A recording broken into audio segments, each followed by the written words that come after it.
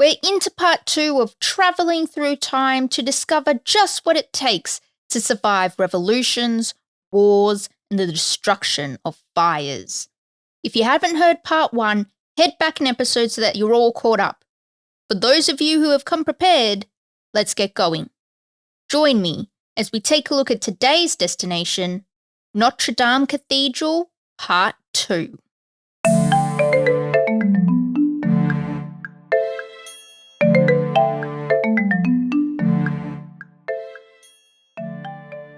Welcome to Destination History, where we tackle interesting and fascinating places and take a good old stroll through the history behind them. If you've listened to part 1 of our Notre Dame deep dive, you would already know that the Notre Dame Cathedral in Paris is a masterpiece of Gothic architecture and is world-renowned for this. And the Gothic architecture is no more apparent than in its exterior. A stone building balancing structural forces to stay upright. What more could you need? And the fact that this building was built in the Middle Ages is a testament to the architects of the time and the techniques they employed with such mastery. Naturally, as a religious building, Notre Dame is built in the shape of a Latin cross and has 4 main facades. The western facade, the bottom of the cross, is the main entrance and the one you would enter through should you ever wish to visit Notre Dame. Then you have the north and south facades. They're the arms of the cross, or the transept. And then the eastern facade is the rounded apse at the top of the cross, which is actually probably a decent place to start as we begin our walk around of this terrific cathedral. Notre Dame's construction actually started with the apse, making it the oldest part of the building. You'll recognise it from the outside because of this semicircular shape and flying buttresses that look as if they're holding the thing up. They were actually added by Jean Ravi in the 14th century when he replaced some of the buttresses lining the choir. Speaking of flying buttresses, the ones at Notre Dame are valued for the architectural feat they are. The fact that they do their job exceptionally well while still being so tall and thin is something amazing. Naturally, part of their function is to support the wall they're leaning against from the weight of the roof. But the ones at Notre Dame have a dual function.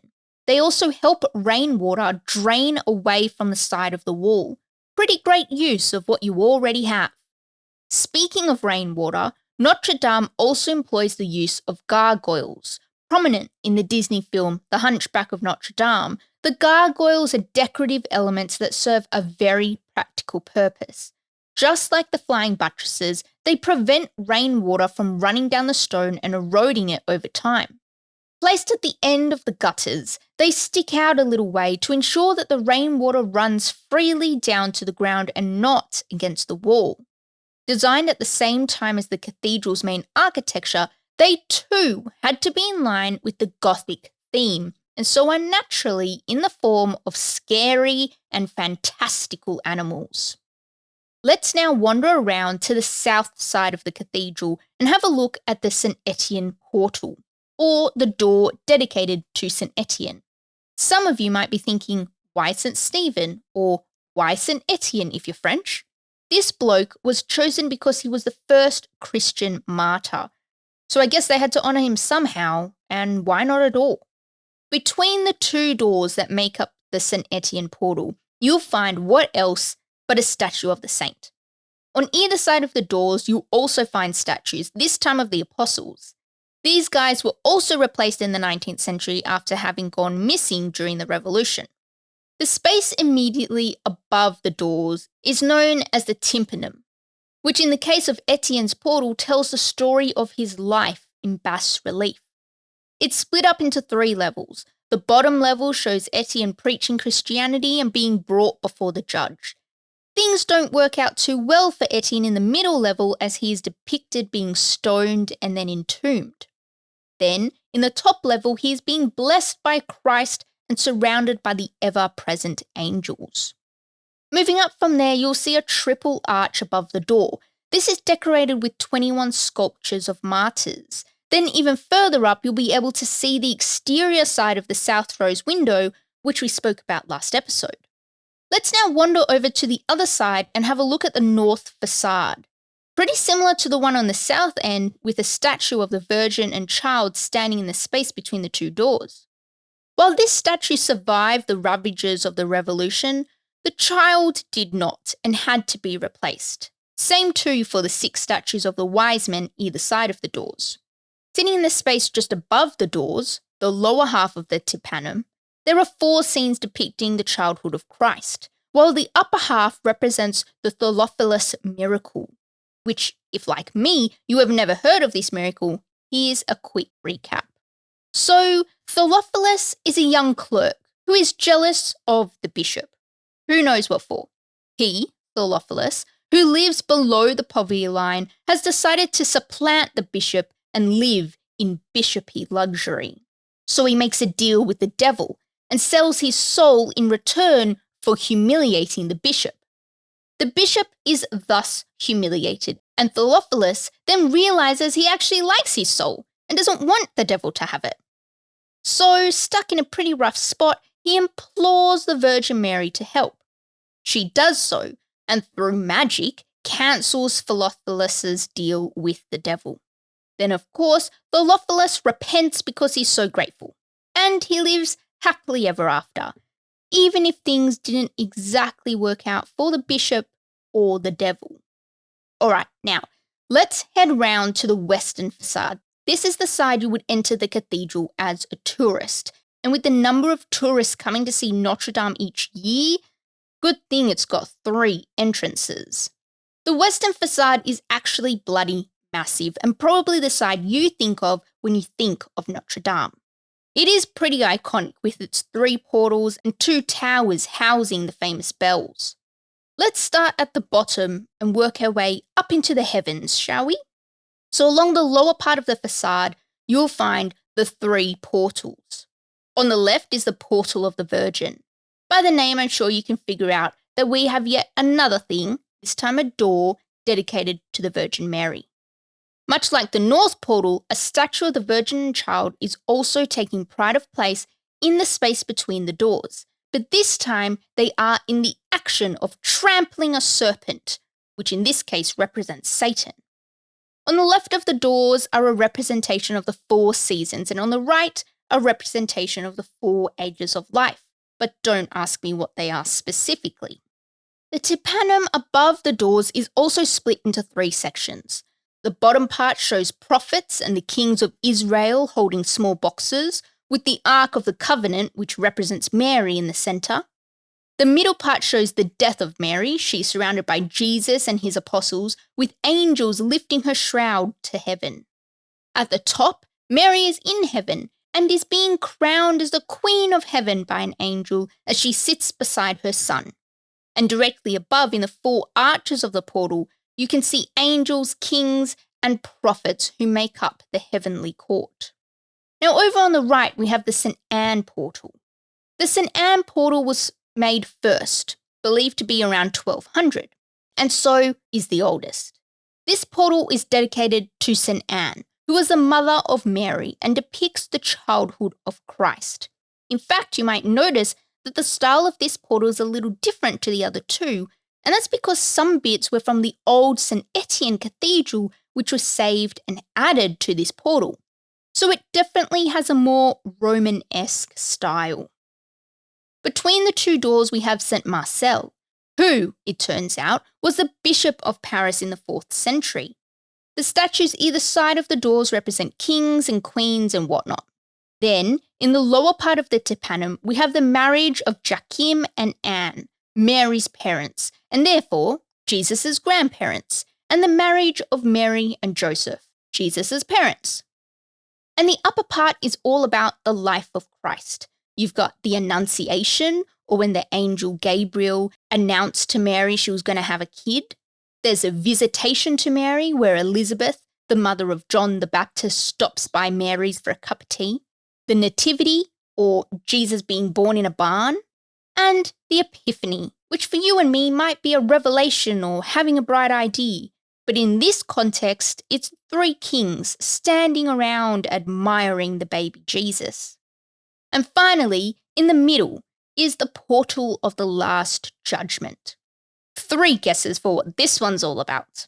That's right, it's all about the judgment that God passes down when you die. So basically, it's God deciding your qualifications on getting into heaven. In between the 2 doors, we have Christ himself this time, standing on a plinth, presumably in the middle of a teaching. Either side of the doors are 6 statues this time, 1 of each of the apostles. Much like the other statues, these were also destroyed in the revolution and had to be replaced. So up above the doors, we have 3 sections. The lower section shows the dead rising from their graves. The dead are actually quite diverse in this decoration. You've got a pope, women, a king, warriors, and an African man. In the middle section stands the Archangel Michael, weighing the souls of those wanting to get into heaven. And you've got 2 cheeky demons trying to tip the scales in their favour. Of course, the ones who pass this test are led to heaven and paradise, while the ones who don't are chained and led to hell. And up the top we have Christ, seated in all his glory and showing off his crucifixion wounds. One side you have angels holding the instruments of the crucifixion, and on the other are kneeling Mary and St. John. As seen in the other portals, the celestial court can be found in the arches above the doors. So you've got your angels, patriarchs, prophets, theologians, martyrs, and virgins all represented. So why so much decoration for some simple doors? Well, remembering that Notre Dame was built in the Middle Ages, when literacy wasn't exactly what it is today, meant that these sculptures of biblical figures was another way of telling the stories of the gospel and history of Christians to the faithful, but through pictures. All right, we're still not finished with the western facade. Above the 3 portals, there is a horizontal band called the Gallery of the Kings. We spoke briefly about the issues this band had throughout the French Revolution, but the band holds 28 statues, each representing the 28 generations of the kings of Judea, those who preceded Christ. But the illiterate of the 18th century didn't quite understand the difference. They heard king and naturally associated them with the oppressive monarchy they knew, and destroyed the statues, believing them to be representations of French kings. So I guess the whole pictures telling stories thing didn't always work out. And then we also already know that they were restored during the big restoration of the 19th century. What's hilarious about this is that 21 of the original statues' heads were found in 1977, when restoration work was being done in the 9th arrondissement. So clearly someone thought they were worth keeping, and you can see these heads on exhibition at the National Museum of the Middle Ages. Fascinatingly, these original heads have traces of colour, proving that at least part of the 13th century cathedral was painted. Just above the Gallery of the Kings is a small terrace with an open balustrade that stands in front of the Gallery of the Virgin. Now, while not as wide as the Gallery of the Kings with just 3 figures, there are 2 angels on either side of the statue of the Virgin. It's actually the rose window in the centre that catches your eye. And our mate, Viollet-le-Duc, added statues of Adam and Eve in the middle of the windows either side of the rose. Moving further up, it's hard not to notice the 2 square towers that rise up out of the facade, each reaching 69 metres in height. You can walk up to the top if you're willing to tackle 422 stairs. Each of the 4 sides of the towers have 2 high arched bays with those gargoyles we talked about earlier, part of the decoration. If you do tackle the ridiculous number of stairs, you will be welcomed with stunning views over Paris. And it's actually the height of the towers that allowed the people of Paris to orient themselves, even if they were far away from the centre of the city. During the initial construction in the 13th century, spies were meant to sit on top of each of the towers, but for whatever reason, they were never built. Now, if you take a look at the space between the 2 towers, you will see some odd creatures sitting atop the balustrade, but they're not gargoyles. So what is their purpose? Well, these guys are called grotesques. And they're not gargoyles as they don't have any practical use. They are purely decoration. Designed and added by none other than Villaire-le-Duc himself, if you look close enough, you'll be able to count 54. And also, unlike gargoyles, these guys are in shapes you would recognize. You've got a pelican, a dragon, the strig, which is the most famous one of all, and a Cerberus, or the three-headed dog. All right, enough about the statues. Let's get stuck into the famous Bell of Notre Dame. There are 12 bells, each made of bronze, with the Bourbon being the oldest and largest. Each of the bells has a first name that pays homage to an important figure in the cathedral's life. The bells take up residence in the two towers above the western facade, with the largest bell sitting in the tower to the south. And it is rung for special occasions like Christmas, Easter, Pentecost, and All Saints' Day. And you can't forget about the death or the election of the Pope. And in the North Tower, you've got 4 bells that are rung daily, giving the time to Parisians. Each bell is recast surprisingly regularly and has to be done with extreme precision to ensure the correct tone. Since 1769, Notre Dame has had 20 bells come and go. But like most of Notre Dame, though, the bells weren't spared the French Revolution. All apart from the Bourbon, were broken apart and melted down, with the only surviving bell being returned to its tower by Napoleon in 1802. Thankfully, though, the bells all survived the 2019 fire and remain in their towers, although they were cleaned so that they would be rung to mark the first anniversary of the fire, 2020. While we will learn about the fate of the spire in a little bit, let's find out about its origins. At 96 metres in height, the spire was just another architectural feat in a building of architectural feats. Now, while seeing the spire topple during the 2019 fire was a bit traumatic, it actually wasn't Notre Dame's original spire. From last episode, we know that that one was removed in the 18th century because of the risk it posed to those on the ground if it fell. But of course, our mate, Villaire-le-Duc, decided to replace the deconstructed spire in the 19th century. And while the OG spire held bells, this second edition spire would be purely ornamental. Being made of 500 tons of wood and covered in 250 tons of lead meant it really didn't stand much of a chance up against the intense heat of the fire, leading the frame to collapse. But the spire wasn't sitting up there all alone. Screwed to the base of the spire were yet more statues who represented the 12 apostles and 4 evangelists. And every spire needs a top. Notre Dame's spire was topped with a rooster sculpture, which is supposedly the symbol of France. Thankfully, though, part of the 2019 restoration work was to repair the spire, and that meant removing the statues for their own restoration work, and so these were safely tucked away from the devastation of the fire. Now, what does every church see as a symbol of legitimacy? That's an easy one. Relics. And good grief, does Notre Dame claim to have the jackpot. The cathedral is home to a literal treasury of religious objects and liturgical elements, to the point that at the end of the 18th century, it was said to have one of the most valuable treasuries in all of Europe. But of course, it all went walkabout during the French Revolution. And then in 1801, thanks to donations from popes and sovereigns, there was an effort to bring the old collection back together. But today, we're just going to cover the most exciting pieces.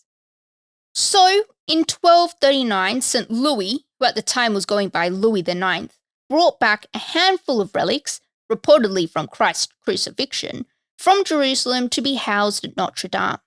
And in this hall was the crown of thorns, a piece of the cross, and a nail from the cross. So how did Louis IX find this very significant and supposedly expensive treasure? Well, while we can safely presume that the relics all had an origin story based in Jerusalem, it's believed that between the 7th and 10th centuries, they were transferred over to Constantinople to keep them safe from looters. where in 1238, Baudouin II de Courtenay, the Latin emperor of Byzantium, found them in his possession. Needing a little bit of cash, the emperor went around his palace and found a couple things to sell off, with Louis IX now having bought the supposed crown of thorns. Back in Paris, Louis then went ahead and had the Sainte-Chapelle reliquary built to house these precious objects. After being moved around a bit due to the revolution, they found themselves back in Notre Dame's treasury in 1806. The crown, of course, is considered the most precious, and according to the wishes of Louis IX, is kept in the back until Easter comes around. I suppose that's fitting. The crown itself is made up of 21 centimetre rushes held into a circular shape by gold thread. Naturally, everyone wanted a piece of this crown, so over the century, bits of the thorns have been taken off and handed out as gifts, so don't expect a fully thorned crown. Since 1896, the crown has been housed in a crystal and golden tube, obviously for protection. Now, the fragment of wood that is supposedly from the crucifixion cross was rescued from the reliquary during the French Revolution. So whether this is actually a piece of the cross or a piece of the reliquary, I guess is up for debate. But probably not with the true believers. Again, the fragment of wood finds itself housed snugly in a protective crystal case. Now, the nail, which is a whopping 9 centimetres, came from the treasure of the Holy Sepulchre. So way back in 799, it's said that the Patriarch of Jerusalem gave it over to Emperor Charlemagne with a couple of other relics, and then later on, King Charles II took it from Aix-la-Chapelle, where it had ended up, and gave it as a gift to the Abbey of St. Denis. Then again, during the French Revolution, the nail was miraculously saved together with the fragment of wood, and today is kept in a crystal tube. So some exciting things to check out if you head on over to the reliquary of Notre Dame. As we know, Notre Dame has been around for a fair bit of time, so it's seen a lot. Back in 1905, Notre Dame became the possession of the French state after the law of separation of church and state was confirmed. It was around this time that we get some 20th century modifications. Like the white glass added in the 18th century was swapped out for some stained glass. And in 1989, Jean Touret, a respected sculptor, added a new contemporary altar to the transept. And then, of course, another deep cleaning of the exterior stones. That pollution cakes on quick. Now, after the French Revolution, everyone looked around and saw how monuments weren't exactly treated with the greatest respect. So it was decided that a list of monuments to be preserved would be drawn up. And in 1837, the Commission of Historical Monuments was created with the aim of registering and classifying the buildings they wanted to keep around. But it wasn't until 1862 that the first list was created by the city of Paris, and of course Notre Dame was included. In 1944, the bells were used to signal a significant moment in the history of Paris, when they were rung on the 25th of August for the liberation of Paris from the Nazis. 1991 was an exciting time as UNESCO had finally declared Notre Dame a World Heritage Site. They even said, "This architectural masterpiece constitutes a definite reference to the diffusion of Gothic architecture." Thanks to our mate, Villalet-le-Duc, of course it does. And 2013 was an even more exciting time, as Notre Dame celebrated its 850th birthday.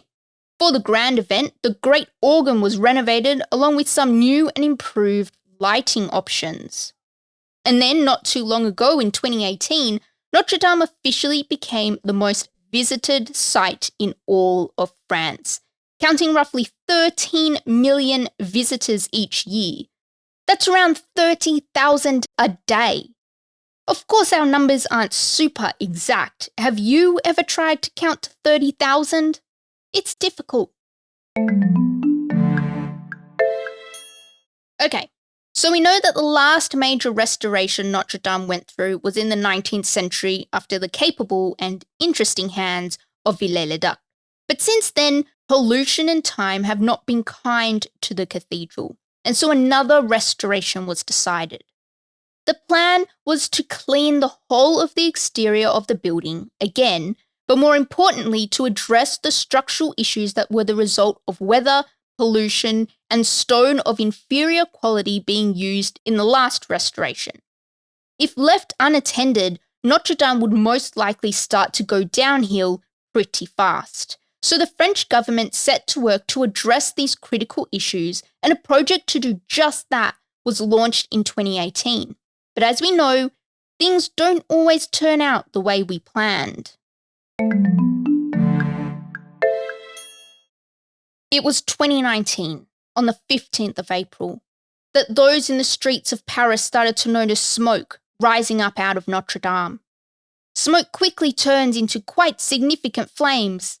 After drawing quite a crowd, there was a collective gasp as the spire buckled under the weight of melting lead and charred wood, and the roof of the great Notre Dame collapsed.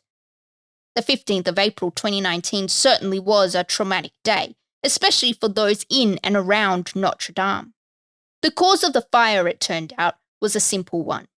The construction site they had set up for the second big restoration of Notre Dame had allowed a small spark to come to life, with the forest of oak framework holding up the roof happily catching light.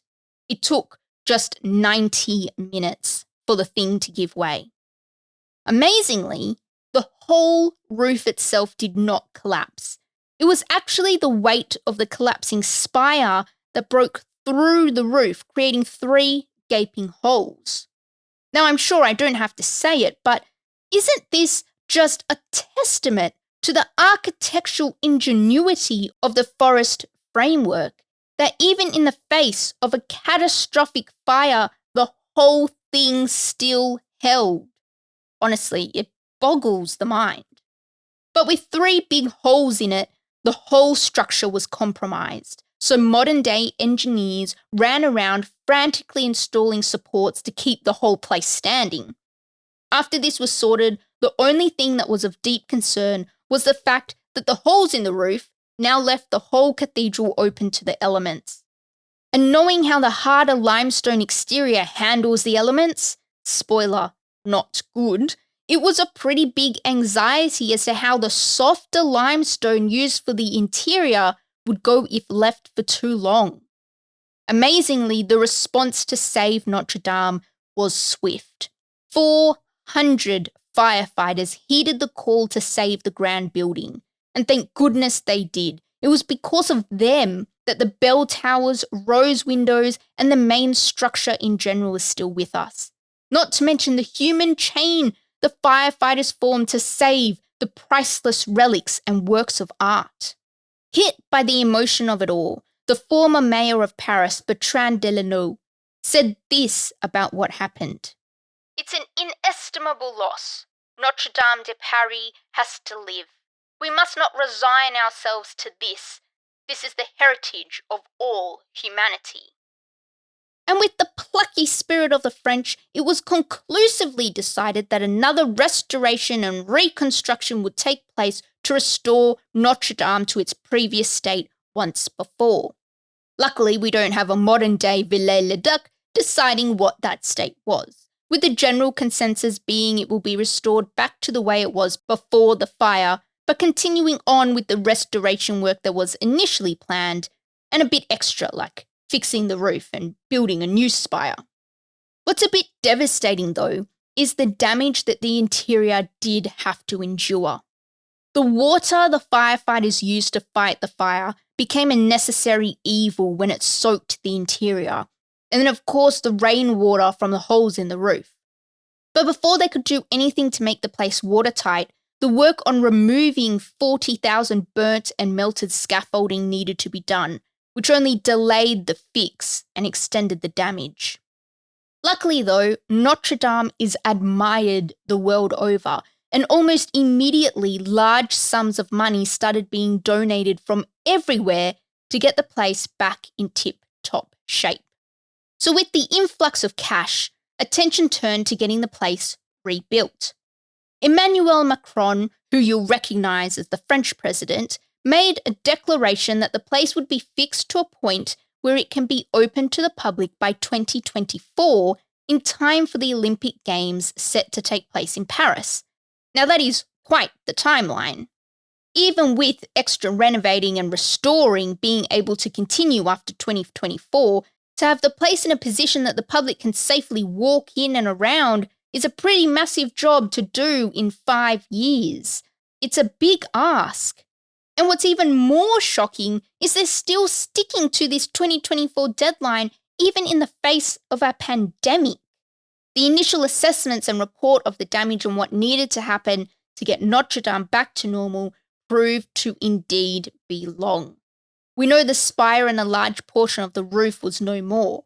The walls of the nave, choir and transepts had severe water damage, and structurally they weren't exactly sound either. The north bell tower was still standing and seemed to be okay despite some charring, thankfully with no damage to the priceless bells. So what needs to happen now that we know the extent of the damage? We head into the safety phase. In mid-2019, work started on making Notre Dame safe so that the restoration could begin again. Mainly what happened was a tarp was put over the roof, making the place waterproof once again.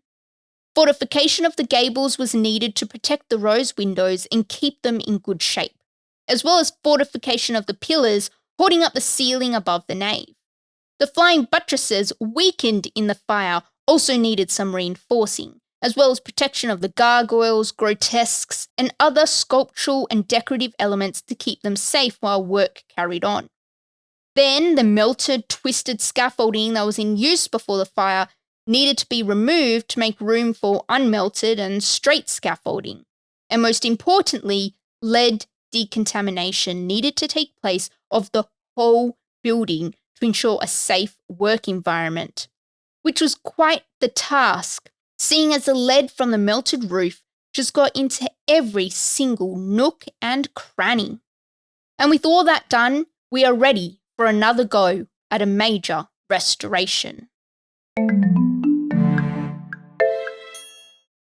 Thanks to COVID, the restoration was put on a 3-month mandatory pause, which meant that by the 8th of June 2020, they were back in there and getting stuff done. By the 9th of July, the chief architects of historical monuments had come up with the official restoration plan and took this time to present it to the National Commission for Heritage and Architecture, who are the ones who handle all the important restoration projects in France. Thankfully, there are no Relics here, as they've promised to respect the previously existing structure of the cathedral and restore the monument to its last complete, coherent and known state. So funny enough, it will be Relics' 19th century spire that's rebuilt exactly, even going so far as to use the original materials. But the report doesn't stop there. It goes a step further and says, these restoration measures will ensure the authenticity, harmony and coherence of this masterpiece of Gothic architecture. With a couple extra pandemic delays thrown in for good measure, the last of the burned scaffolding was removed towards the end of November, which meant that work could finally get started on the interior of the cathedral, while they build up scaffolding, this time on the outside of Notre Dame, so that reconstruction efforts can happen out there as well, while helping the buttresses to carry the weight of the walls. The grand organ, which we've already talked about, was dismantled and removed in early December of 2021 and is due to be reassembled back in Notre Dame in April 2024, so cutting it mighty fine to the Olympics. With the safety phase completed by the end of 2021, 2022's focus is on rebuilding the cathedral, with cleaning the interior taking precedence. And it's true, you just can't work in a messy environment. In order to get the roof back up and being a roof, 1,000 oak trees from 200 French forests were chosen in early 2021 to be harvested. It's these lucky trees who get to hold up the roof of Notre Dame and stand tall and proud as the cathedral's new spire. So from September 2021 to January 2022, 42 sawmills throughout France were put to work meticulously processing the quite large amount of trees. Just 8 of the 1,000 oak trees picked, each over 20 metres tall, will be the chosen few to make up the spire. It was in the middle of 2022 that the new spire began its assembly, and you can expect to see the complete spire grace the roof of Notre Dame once more sometime throughout 2023, if there are no more setbacks.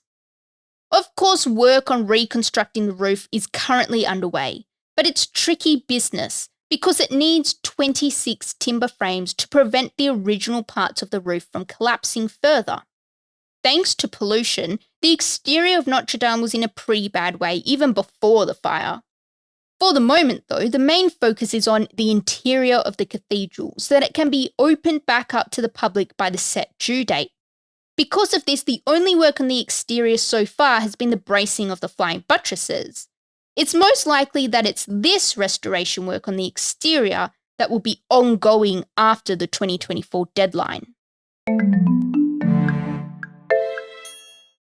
If you were to visit Notre Dame before the 2019 fire, you would have been one of about 13 million. You would have been able to marvel at the exterior and take in the interior. Since the fire, the cathedral and the surrounding area has been closed to the public, while work on consolidating and reconstructing Notre Dame continues. Though you can still marvel at the exterior, you just have to do it at a bit of a distance. When it is open, Notre Dame is an operating church with services just like any other. It's just this one also has tourists wandering around. So if you're in the area, make sure to stop by and see how the progress is coming along. And then make sure to revisit once it's back and open to see the place probably in the cleanest state it's ever been in. Thanks for sitting through this two-parter with me. God, was it fascinating. But now that we're at the end, feel free to check out everything else we have to offer over on the website at destinationhistorypod.com.